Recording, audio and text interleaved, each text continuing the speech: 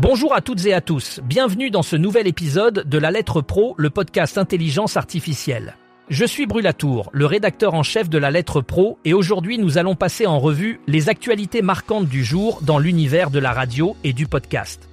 Au programme, Radio France affiche une réussite numérique mais doit relever des défis à venir.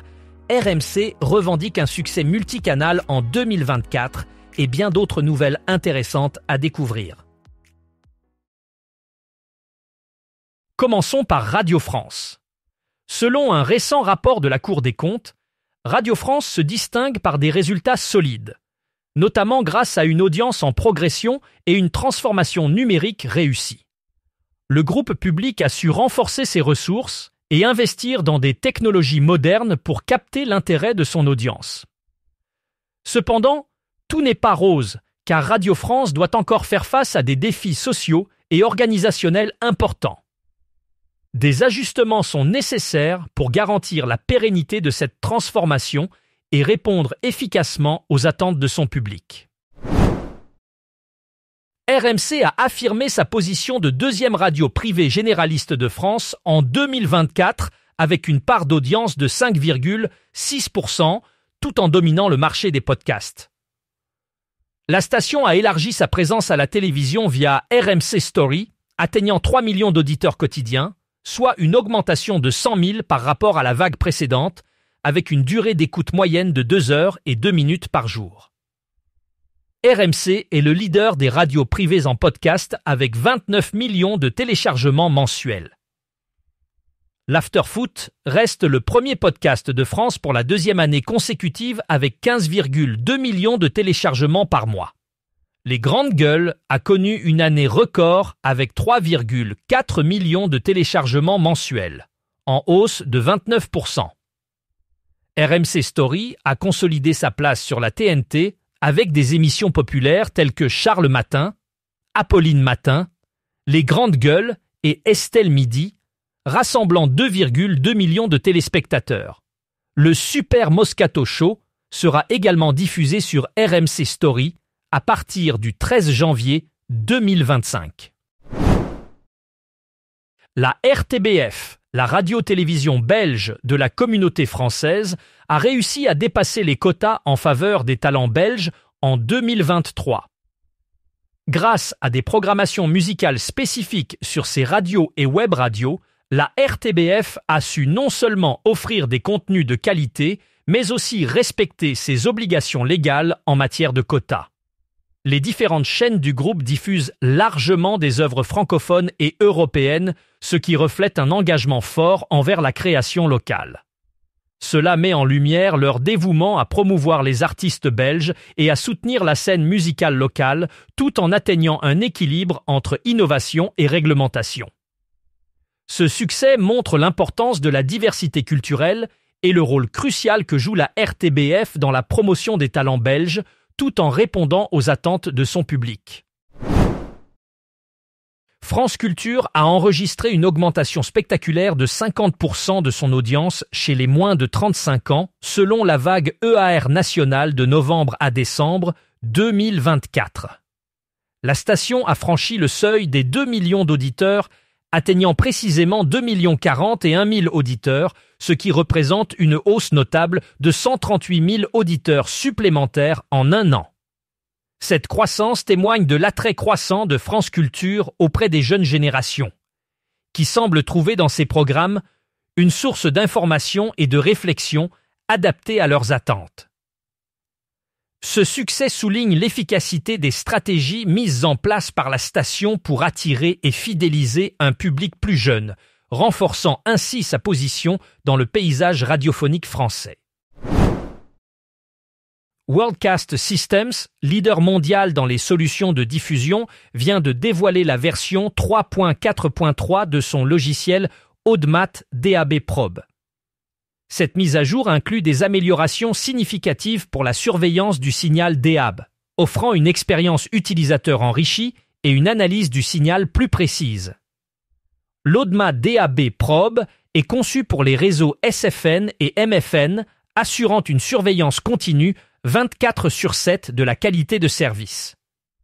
Il propose un contrôle à distance via une interface web conviviale et un système d'alarme personnalisable pour informer rapidement les opérateurs en cas de problème. Parmi les nouvelles fonctionnalités, on trouve le suivi en temps réel du loudness, l'affichage des logos de service et la gestion des annonces de service en direct.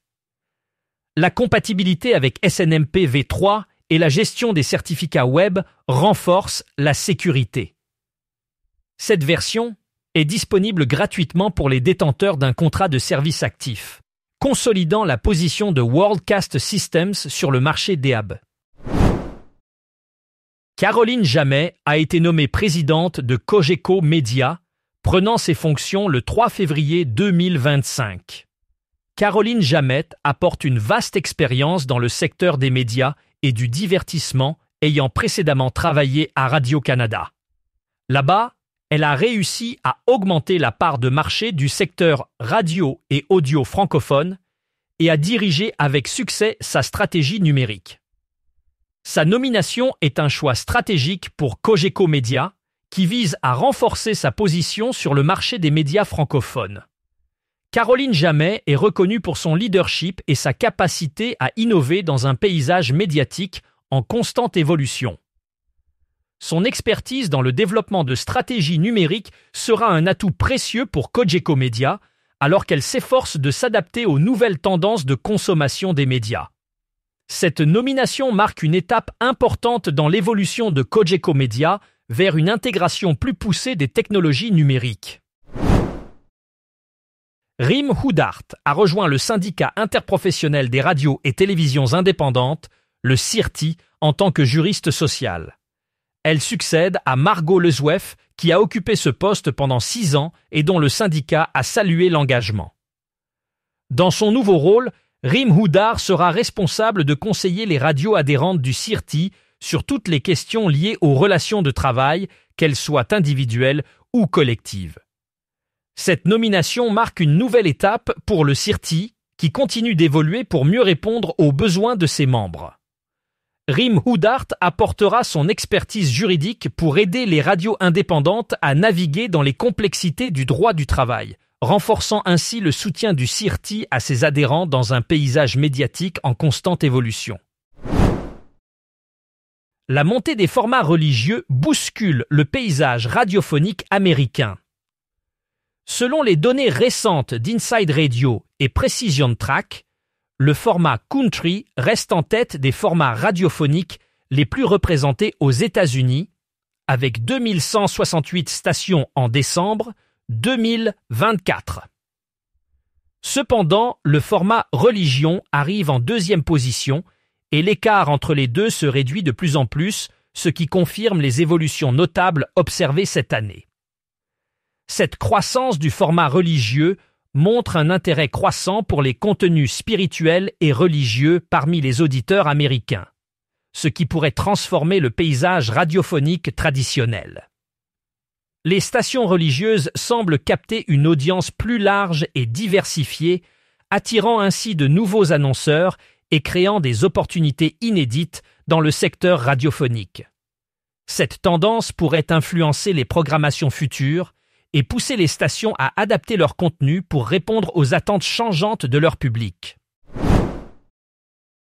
Le Paris Radio Show 2025, qui se tiendra les 28 et 29 janvier, s'annonce comme l'événement incontournable pour les professionnels de la radio et de l'audio digital.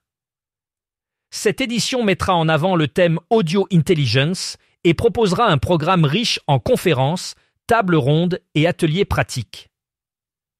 Les participants auront l'occasion de découvrir les dernières innovations technologiques, de participer à des espaces de networking et de créer de nouvelles opportunités professionnelles.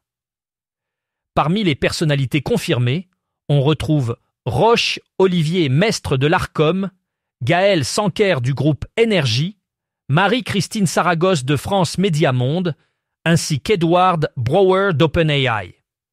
Pour accéder à cet événement de référence, il est possible de consulter le programme complet sur Connect On Air et de télécharger un badge d'accès gratuit. Merci d'avoir écouté cet épisode de La Lettre Pro, le podcast Intelligence Artificielle. Pour en savoir plus sur les sujets abordés aujourd'hui, rendez-vous sur notre site lalettre.pro et n'oubliez pas de vous abonner à notre newsletter quotidienne pour rester informé des dernières actualités du monde de la radio et du podcast. À demain pour un nouvel épisode.